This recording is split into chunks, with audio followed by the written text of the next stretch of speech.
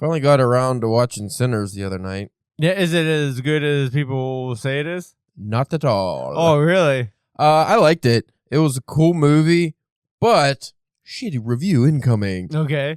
More style than substance. Okay. They had a lot of music stuff in it, which was really cool. Like, I really enjoyed all the music, and the way it was filmed was really well done. But the fucking movie, I feel like, took like an hour to even get to like the vampire stuff. Okay. And that was all very quick and shittily, like shoddily done. Not shittily done, shoddily done. It was just like, hey, let us in. Okay. And then it's like they're fighting. It was really, really slapped together. Like it was almost like this probably wasn't supposed to be a horror movie. Yeah. I think it was supposed to be a gangster movie or something. They were just like, let's make it a horror movie. It was very odd how they did that. Also, I don't know if Michael B. Jordan needed to be twins or if that was like an ego thing where it was just like, let's have him play two guys. I mean, it was cool, but he could have just had another actor. Yeah. You know, he didn't have to do all that fancy cinematography to make it look like he's handing cigarettes to himself and shit. Yeah. A lot of history in there, which I really appreciated. A lot of cool stuff.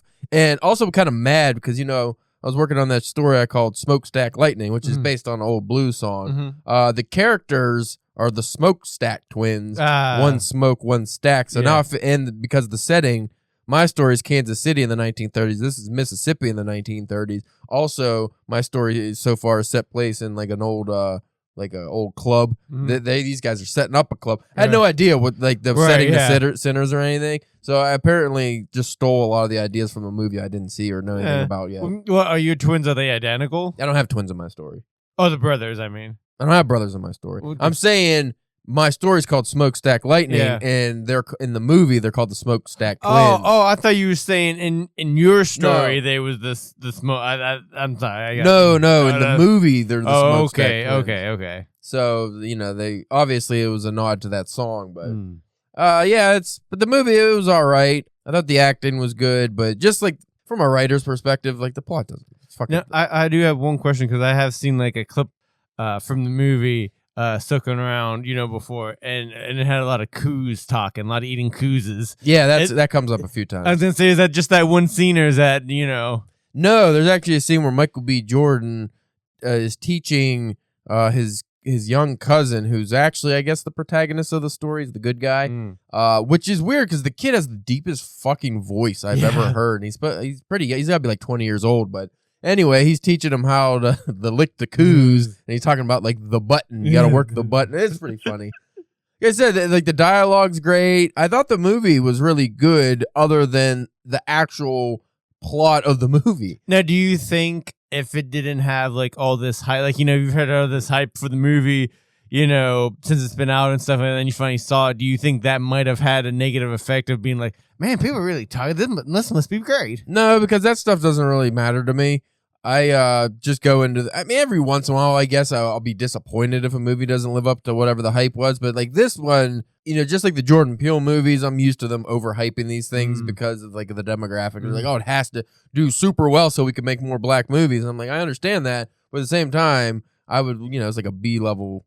Like, I mean, like again, the cinematography is great, so it's filmed well and stuff. But it's one of those weird movies, almost like from a Dusk Till Dawn, where the first part of the movie doesn't match the second part of the movie. This is kind of like two different movies, kind of. Yeah, that's almost how it comes across. It's like, I mean, we get like they've at least introduced the vampire stuff beforehand a little bit, unlike Dusk Till Dawn, where it's just now we got vampires. But there was just like a lot of weird, like they introduced these Indians at the beginning. Their words, not mine. I forget what type of Native Americans they're supposed to be, but they're the ones that are apparently fighting the vampires or stopping them. But they're literally only in that scene, and then they never show up again. Okay. So it's just like a lot of that stuff where it's like, oh, they introduced these cool story elements that you think are going to play a part, and they don't because they just sacrificed it for cheap action. And again, more style than substance because they had all these like they had this one big musical number where the one young kid is playing the blues, which and don't they like? Isn't it like somehow like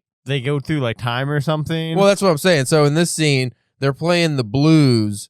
Like the one kid's playing the blues in the club, and everyone starts dancing. But then it all of a sudden goes into like this recitation of music history through black culture in America. Not even America, because there's like Africans and stuff. So all of a sudden you got like weird funkadelic guy with the electric guitar playing with the kid, and you got like future rappers and shit and breakdancers. You got them all in this like old setting, which is cool because it's just a scene. Like they're obviously not really there, but it has like this, like it's a lot of that where it's like, oh, you wanted to make like an homage to Black history, but you made it in a weird horror movie. It's like it did. I feel like the horror part. It would have been a great movie if you just didn't have the vampire shit. Okay. Like, that wasn't necessary, I don't think. You could just have, like, the bootlegging and all that stuff? Because isn't that what they were doing? Yeah, you could have probably had an Oscar-winning movie if you had, like, the bootlegging and the gangster stuff, and you had the setting in Mississippi, and these guys trying to make it, and starting a club, you have the music history, you have all this stuff, but you don't have the vampires as the catalyst for the plot, which is thrown in, I thought. Even, like... Because obviously they have the clan, which, spoiler alert, they end with Michael B. Jordan's, the one brother who lives, shoots the fuck out of a clan. Like, he just goes and kills the clan. Nice. And he just shoots one dude very overtly with a machine gun way too much. And right in the balls. It's great. Nice. It's awesome. It was a Quentin Tarantino. Oh, I want to say an homage to Tarantino's Inglourious Basterds when they killed Hitler. Yeah. It was just like, oh, that's awesome. So I appreciated that. But again, that was after the vampire stuff. Like, the vampire stuff just drops off. And then they have a bigger spoiler. Post-ending, they have the one character, Samuel. He's the young cousin, blues prodigy or whatever. It's him when he's old. He gets to live. He's the only one that lived. And it's him when he's old. And it's played by Buddy Guy, which is one of my favorite blues musicians. He just released a really good album. And I think he's like 80, 90 years old or something. But anyway, it's him like in the 90s. And then two of the vampire characters show up. And so it's just like the vampire shit I don't think was needed, which is weird for a vampire movie. It's like how the vampire, because if you watch the movie, it's like there's a movie here, and it's almost like how what's his face who made the Joker wanted to make a Taxi Driver kind of movie, but he needed to have the studio's input, and he's like, well, if I make it a Joker movie, they'll let me make it. Right? Yeah. So it's like, again, you watch Joker, that doesn't have to be Joker. No, that could be anybody. That doesn't have to be a Batman movie at all. That could be just a fucking Taxi Driver character piece, which is what it was. So that's what I felt this was. It was like, oh, they had to have the vampires to... They wanted to do a bootlegging movie, and the only way they could get it made is if they put vampires in it. Yeah, and they get butts and seats. I guess they needed the vampires and stuff. And again, that stuff was done well to a degree, but it was too rushed. Like, they could have... If they just made it a vampire movie from Jump Street, all right, if that's what this is, a vampire movie. But it was very rushed. Like, if you watch it, by the time they get to the vampire stuff, I just felt like it was very rushed.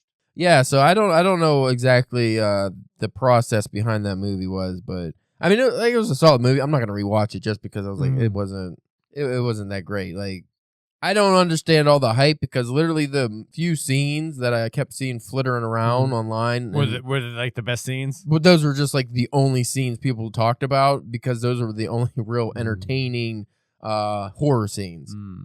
Where, like I said, the rest of the movie wasn't really about horror. So I don't know. It was an odd one, but I would recommend people check it out. I don't like that Now My Story, if I finish it, it's just going to be compared to that, even though it's not horror and has nothing to do with any of that stuff other than the setting. But anyway, folks, we have a shatastic episode. You're putting too much faith in the audience to be able to, like, put things, you know, to even see, like, oh, these things have kind of the same stuff, you know. People are dumb. I feel like the people that would read my story and hopefully a prodigious literary magazine are not really caring that much about Sinners. Yeah. If they even watched it. And if they do watch Sinners, they're probably, like you said, not putting two together. But most academic types read literary magazines, not, because that's the only place I think I would get that story. The way that's going to be written is not. We know plenty of smart, dumb people. I like to think I'm a dumb person. Yes. Missed the smart part. Anyway, we are going to be talking about nonsense today. DBS episode. I don't even know when this episode will release. My fucking microphone keeps dropping out, which you can't tell, but I don't like it. So anyway, folks, stick around and we'll probably have a topic. Actually, we're going to have it's going to be a downer episode, I think. But that's all right, because the world is a miserable place.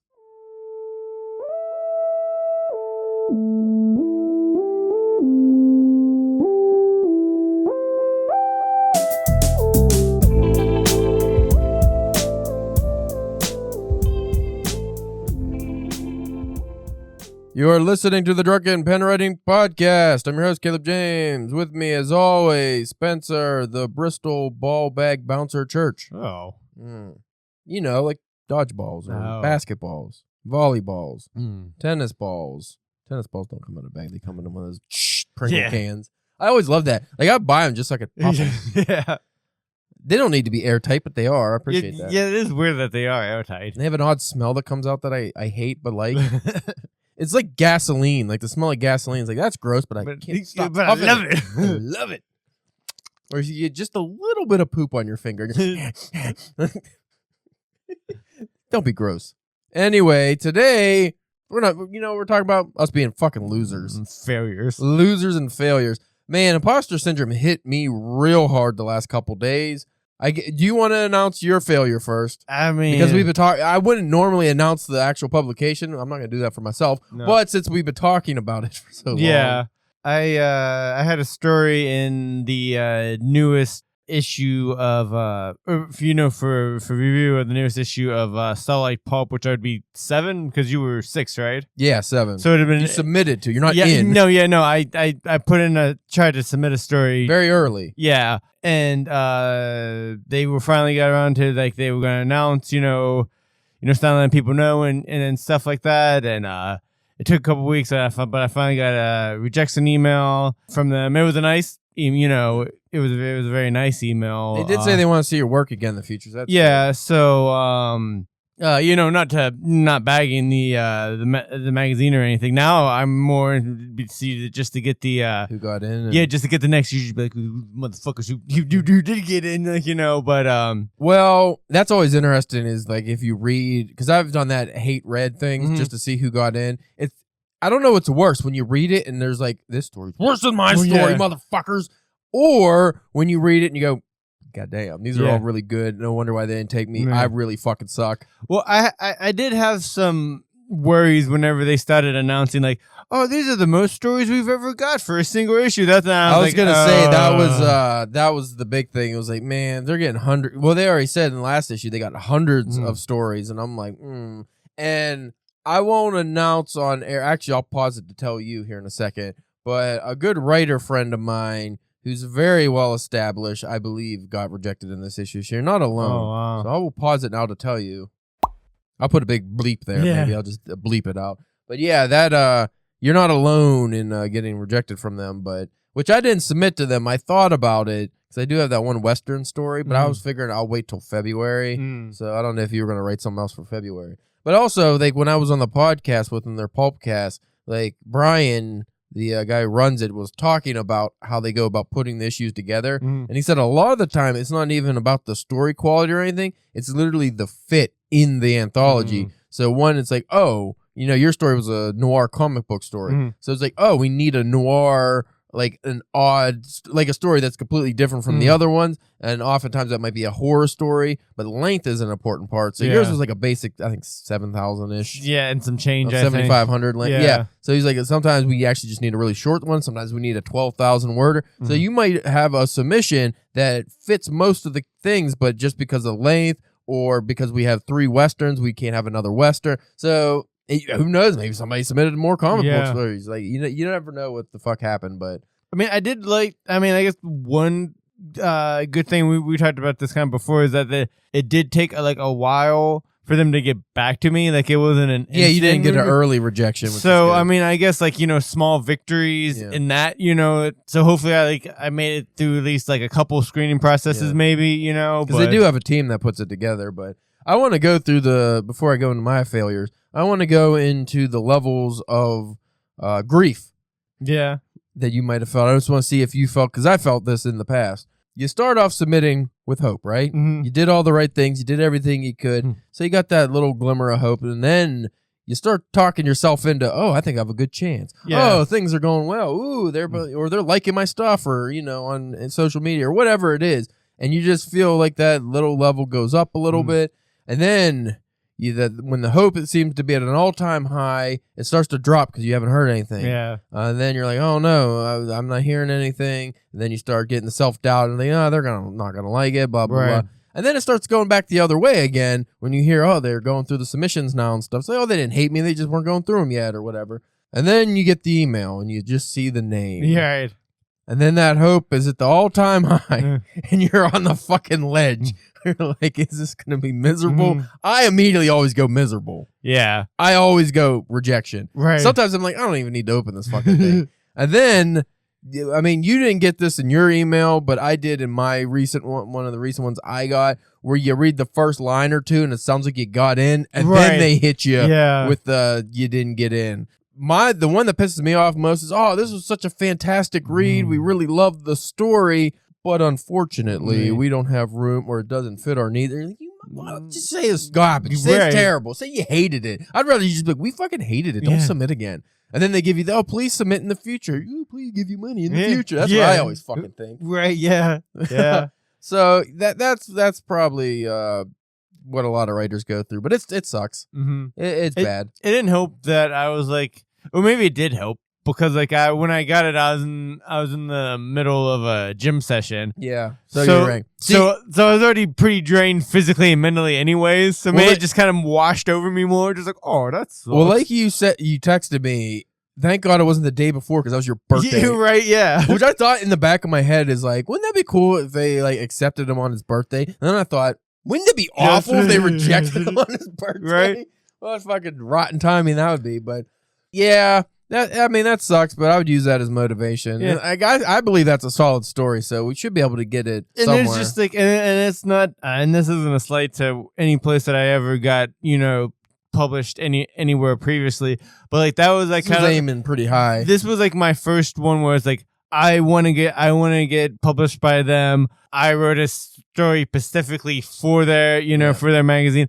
All of the other things that I got submitted for is like, I either had the story done already, or just thought like, oh, that would be interesting. Like, you know what I mean? It's like, it's cool. Like I said, nothing, against any of the other previous publishers, but this was the first one. It's just like, where like, it was like an aiming towards like, This was your first taste of what I've gone through a few times where, like you said, you wrote specifically for them. And if it doesn't go to them, then you're like, what do I do with it? And then you're almost in like a no man's land for a minute. But there's quite a few times where I've written specific stories, but I did manage to get them somewhere else.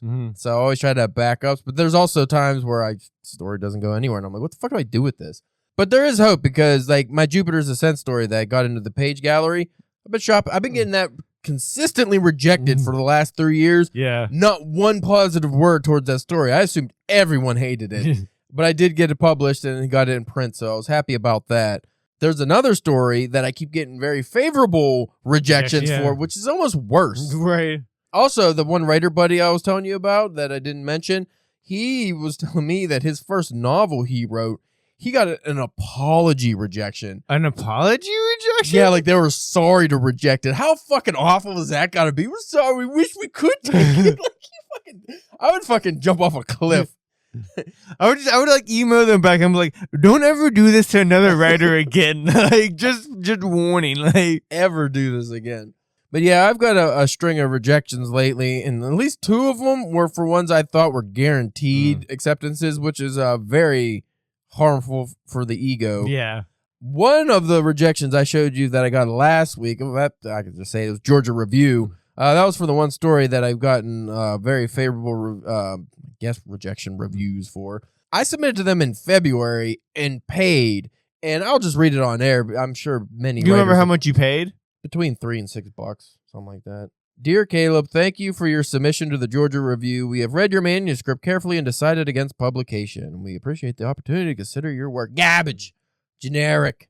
That is just the team. Didn't even get the fucking editor. Not even a name. So that did not go through any listings of or any levels of readers. The first intern must have rejected it, which is annoying. If they even read it at all. Yeah, if they even read it at all. Well, that's the thing. I told you I submitted the summer issue. It's fucking October. Yeah. So, well, I knew something was amiss when the summer issue came out. I was like, I haven't heard back yet.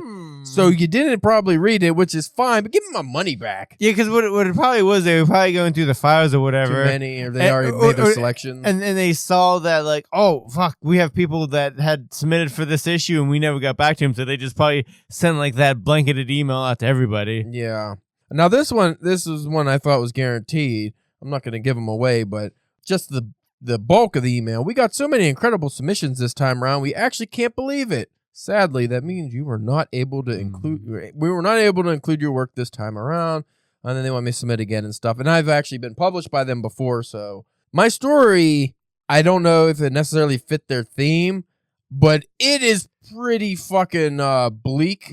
The ending of it's not graphic. It's actually a story I wrote that it was inspired by Ernest Hemingway's Hills Like White Elephants, which is, that story is about a couple in a cafe, and they're basically discussing having an abortion. Oh, yeah, I remember you talked about it. But it's more implied than it is actually said out loud. Well, my story is a worse version of that. So what's worse than an abortion? Something. I'm not going to mention it on air, but it does go at the very, like, one of the last lines is a fucking gut punch. But I reread it because I was, like, trying to figure out if it was even worth sending anywhere. And I really think it's a good story. It's just one of those ones I don't think people want to touch, especially from a white guy writing it, just a straight white dude. Because the straight white dude is the villain of the story, if there's a villain. I'll tell you off air what the story's about. But, yeah, that one got rejected, which, I mean, I kind of suspected it might. But what really hurts is they keep publishing in their stories on Instagram all the people celebrating their acceptances by sharing the acceptance emails. God damn it. Well, I was so happy. I was like, well, I did that too when I got it the last time. Yeah. And I'm not greedy. It's just I thought it's a really cool publication. So. Especially when you've already got published by them. Yeah, right? But I mean, I'll try them again. Like I said, it was one of those ones. I thought it was just a guarantee because the writing quality I felt was really good in the story. But like I said, I don't even know if the story necessarily fit their theme, because I think the issues are going to be more of a happier one. Mine's obviously not a happy story, but that happens sometimes. So I'm not really like too upset about that or anything. It's just it was one of those ones that I just felt like I had a good shot. But yeah, there's some of these rejections have been stinging a little just because, like, I waited so long to hear back from so many fucking places, and I haven't been able to submit certain stories to more places because I'm waiting. And I'm sure you've probably within that time have saw submissions like, oh, that would be good for that place, but like it's, you know, a lot of places be like, we don't want submissions to it. It's like, well, then get the fuck back to me. Well, also, that's a really annoying one. But another thing I've come across many a times now, and this has happened to me, and this is what keeps me from submitting to so many places at once, is I'll submit to a few places, I like my big goal places, and the wait takes forever, and then I submit to some lower end places, and then they get back to me very quickly and accept it. And then it's like, you know, the one I paid $10 to submit to, I have to tell them I got accepted elsewhere, and now I'm on a fucking digital online only thing. Yeah. Well, I did that with, which is funny, this is the publication that just rejected me, that I got into their last issue. The first issue I actually submitted to them for was, I think, maybe their previous one, and I had to pull the submission, even though I really wanted to get in with them, because I got into Mini Mag, Instagram online only thing I submitted a story to, and they got back to me very quickly and accepted it. And I think they post every week, like publish stories every week or something. That's when I decided, for the most part, unless they pay, I am not submitting to online publications anymore. Right. I got to be in print. Again, unless they pay. Yeah. But because I just feel like the online shit, like, it just could go away. We've had that with Siren's Call. Right. And that was like an established, like, been there for years. Put out fucking quality issues for a long time, and then just, all it's gone. I mean, just even the short amount of time that we were involved with them, we met how many like really good authors, you know? And so that's just really disappointing, and I can't imagine a worse fate than a story you really, really think is solid. You get accepted online only, and then the fucking website goes down. Or we probably did that to people whenever we had to close down our website. We did, which was when I felt very bad about, because I had people reach out and was like, oh, can you like send me, do you have pictures of what it looked like? And a couple of people actually they printed out, like one girl or one lady, her husband printed out the story from the website, like how it appeared on there with the art and stuff, and framed it for her. Oh, that's cool. That's really fucking cool. So I do feel really bad. But again, if I had if we had the ability to and the money, we would have made it in a physical magazine, where I don't have a problem with publishing online if it comes out in print as well. True. Like, there's a few Instagram or a few lit mags I follow on Instagram that I've thought about submitting to, or have submitted to contests where they're supposed to be print, but they're online only, like their actual magazine or whatever. and it's quality, but at the same time, it's like only online. And it's, unless if you're getting paid for that, it doesn't. And even then, like if I have a choice, say a literary magazine that's online only wants to pay me $50 for a story, or I get accepted by like a Starlight Pulp or something that pays me $25. I'm taking the 25 because it's in print. Mm-hmm.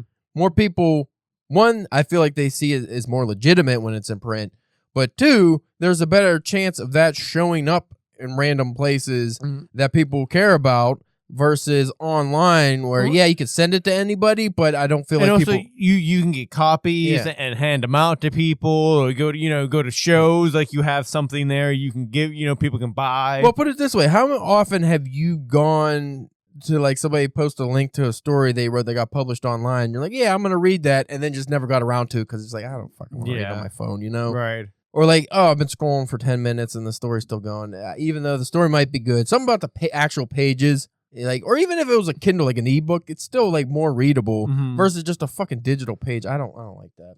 So that's where I'm at, Spencer. A big rejected hot mess of shit. Yeah. I also made a shift. Okay. I don't know if I'll stick with this either because apparently I'm just not sticking with things right now. So I think I told you I was going to start working on a novella from a short story I had. Yes. I'm going to work it in a novella. Yes. I've been having trouble getting that on the road. I edited what I had and stuff, but just to get it into a chapter style, like I have to switch to the chapter style. It's kind of daunting, and then I fell out of passion for the story immediately because I saw it was in my I don't know, archives or something on my phone, the websites that I have just on the browser for different publications. Sometimes if I don't go to them for a while, my phone just puts them like, oh, this is going to be taken off or something. Like it'll just shut the website down or whatever. Like off my phone, like it'll just delete the tab or whatever. Yeah. So I was clicking on those just to see if there's anyone I wanted to keep, and a Sword and Sorcery magazine that I wanted to submit to. October 1st to October 31st, their submission window, no word count. And Asher King has risen again. Yeah, I was gonna say. I think I saw something in one of the. I saw that one too. That was a different one, and I was almost thinking about sending that. But to they you. had a 5,000 limit. Yeah. So mine's already like 4,000. No, the Asher King story that you were working on previously, or a new Asher. No, the one I was working on previously. I like that. Which I reread it and started doing some editing, and I'm like, God damn, this is excellent. I need to, for whatever reason, and I mean, this might be just vanity speaking, but I think I'm good at writing that kind of style. So to call back to a previous episode, probably depending when this was aired, we were talking about being typecast as like horror authors a lot. Yeah. So this rejection did not help with that. Oh no, it did not. It did not help with that at all. But so I wanted to bring that up. But then but now with you just saying being like you think with those like Asher, would you be okay more getting I know you don't want to be typecast as any kind of, just separate genre, but would you feel more better with like that genre as opposed to horror? Or like if there was a genre, what genre would you pick if you had to be typecast? Yeah. I feel like horror is easier to tell different kinds of stories. Mm-hmm. So let me just think of Stephen King. And it seems that there's always a fan base for it. Yeah, there's always a fan base, but if you get typecast as a Sword and Sorcery writer, I feel that's a lot easier to write outside of that and get recognition, and your base isn't going to be offended or anything, or like your base is not going to probably read it because Sword and Sorcery fans are a very specific kind of fan. But I also feel like they're not going to be like, oh, look at him trying to write fucking blah blah blah. Like I don't think they care as long as you're getting Sword and Sorcery work out there. Yeah. I don't think that is bad. But whereas if you're like a hardcore horror writer, and then your fan base sees you're writing romance or something, I feel like they'll shit on that more. Horror fans are very passionate about they gatekeep a lot. Yeah. Which I guess would be the same as like comic book writers and stuff. You see a lot of comic book readers gatekeep. So it's like, oh, this comic book writer wants to write thriller novels. I don't know if I could support that or not because I want him to keep writing, Black Panther or whatever. I get excited whenever I see like a comic book writer has like a novel. Now if it's the other way around, where if it's like a novelist trying to do comics, like at first I might be like, let's see how you are. Yeah. But anytime when there's a comic book writer that I like, and I'm like, oh, they also have like novels or short stories, I'm like, oh, I want to check those out. That brings up an interesting point. I think we actually touched on this recently about if it's like an established actor that writes a book, you don't take it that seriously for some reason. Right. But if it's a established writer that gets into acting, it's fine. Yeah. Because I found out that apparently Cormac McCarthy wanted to be an actor before he got famous writing. Oh, really? Yeah, and he was in like, he auditioned for some stuff, and that's why he wrote like screenplays for movies and shit later on, because he was really interested in movie making. And I did not know that. But it's like, yeah, I never would have thought him as an actor type. Yeah. And it's just kind of funny that you see like a lot of different writers, like think like a Henry Rollins, you know, he's a even more, because he was a punk rocker first, yeah, and then he became famous for his like spoken word shit, won Grammys for that, and he wrote a lot of books. And then you see him on like Sons of Anarchy and stuff, and people just like, oh, that's Henry Rollins. Well, I think Henry Rollins has his own kind of past to doing whatever the fuck he wants to do. People are like, it's probably gonna be good. Yeah. Or like a Tom Waits, like, you know, whatever he does, you're just like, all right, cool. Like, there's just a lot of guys like that where it's just, oh, whatever you want to do, cool. Like, you got that pulp from Charles Bukowski. Yeah. Got that for your birthday. It's Charles Bukowski wrote a pulp story. I'm mainly known for poetry, but I was like, that sounds cool. Yeah. And you don't think, oh, why would a poet like write a pulp story? That's not going to be good. No, you're just like excited that he wrote that. And then, if you told me Charles Bukowski was in movies and shit, I'd be like, all right, yeah, okay. But if you fucking told me, well, you know, like James Franco has multiple books out, man, James Franco books. Even before the fucking weird stuff, like, yeah. So I don't know. That's a really weird. I don't know why we do that as people, but anyway, that's probably good enough for an episode. Yeah. We're rejected messes. I don't know when this episode is going to drop. I feel like it should probably drop after October. Maybe, yeah. Yeah, it's not very spooky. Yeah, so I can't really make announcements. I am going to be as this episode is published, I should already have that Ethereal Nightmare collection out. Oh, okay. Where I have the news story in my Asher Kang story, an interview, and a brand new bonus story that's never been featured in the collection, and it's for me. Yeah. Which is really cool because I like the fact that I'm all over that book. Yeah. 3 times, baby. You airtighted that book. I did. Spencer the Church, the W Church. He is in Hellbound Books Campfire Stories. Yeah, which should be out soon, I would think. Thinking like the 15th. That's like mid-October. Oh, I didn't actually see a date or anything. They didn't say a date, but didn't they say mid-October? Yeah. That's mid-October. So hopefully that'll be out. They're still promoting their extreme horror book, which they do seem very excited about. That seems to be one of their flagship books of the season. So hopefully they promote the book you're in. Yeah. At least a little bit. Especially considering those were like the 2 ones we were considering to to send them to. Yeah. Fuck, picked the wrong one. That's another thing I always worry about is I might pick the wrong one. So folks, next week we will be talking about stuff. I don't know. Yeah, again, we don't know when this is coming out, so. Yeah, we got the Boatmore Butcher we got to discuss at some point. I don't know if that'll be out yet or if that's going to be out after this. I'm not sure. I'm supposed to be on a podcast that I don't know the name of soon. I'm recording that on the 25th. Ooh. So that might be out. I don't know. What else? We also going to be having a guest on soon. We have a guest that I don't remember the name of, but he wrote for Bill Maher. I know that. That's November 8th. So that's when we record. So that comes out the following Tuesday, which I think is maybe my birthday. I don't know. So yeah, we got some things in the works.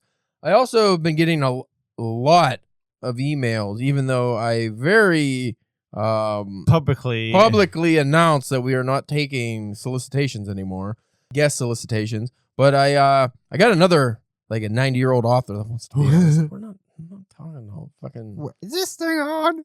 He's just tapping the screen.